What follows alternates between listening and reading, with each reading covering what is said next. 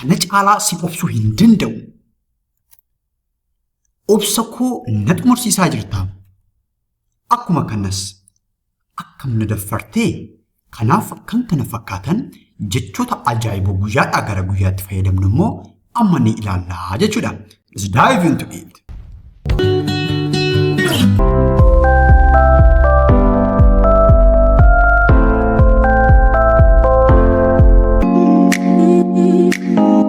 Hi there, welcome to Oro English.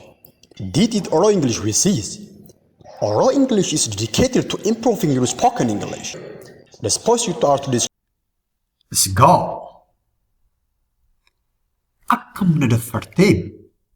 Mi'ati akkam na daffartee yookiis immoo akkam actually jecha afaan Amaaraati yookiin immoo afaan Amaariffaatii sanas ta'u kana garuu Oromiffaan hedduminaan ni fayyadamna. Akkam na tuffatte like gara sana deema garuu akkam na daffarte jechuu yoo barbaad common expression yookiis immoo idamii kana fayyadamuutiin jechuu ni dandeenya jechuudha. Innis maal inni how dirty.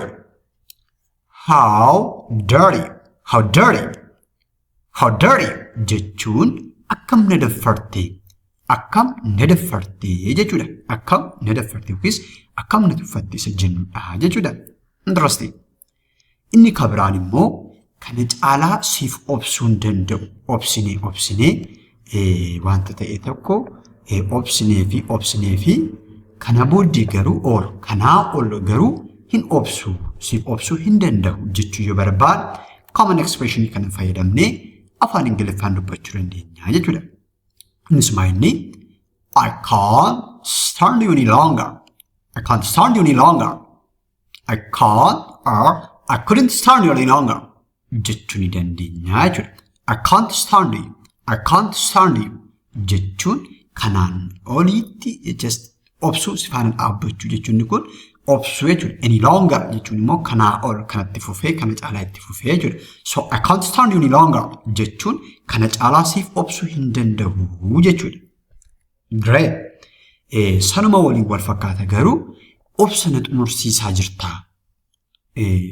Na xumursiisaa jirta obsa koo na xumursiisaa jirta jechuu barbaad afaan Ingiliffaatiin maal jechuu dandeenya?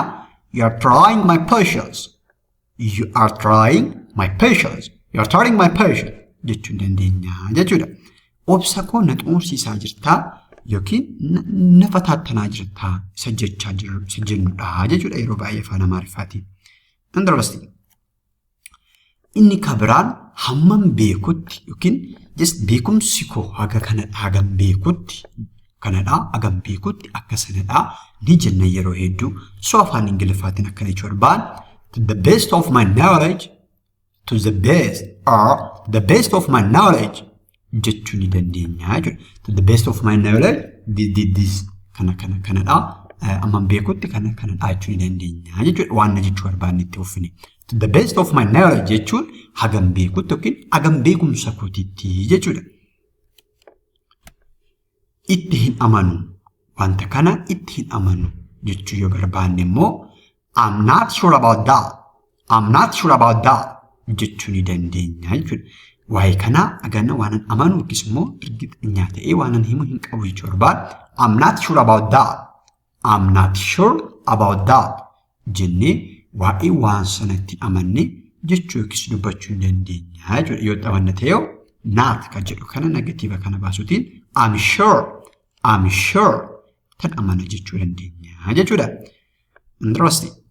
Inni kabiraan yaada kee hubadheera waan ati jechuu barbaaddu hubadheera ni jedhu takka.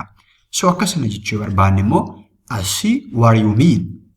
I see what you mean jechuu ni dandeenya jechuudha. Waan jechuu barbaaddu yookiis waan jechuu yaadde hubadheera naaf galeera jechuudha. Akkasana jechuudha. Good. Kanaa ol itti waliif hin galu. Itti walii gallee obsinee just kana caalaa garuu itti walii hin galu jechuu barbaad I couldn't agree more. I couldn't agree more or I couldn't agree any longer jechuu ni dandeenya jechuudha. I couldn't agree more.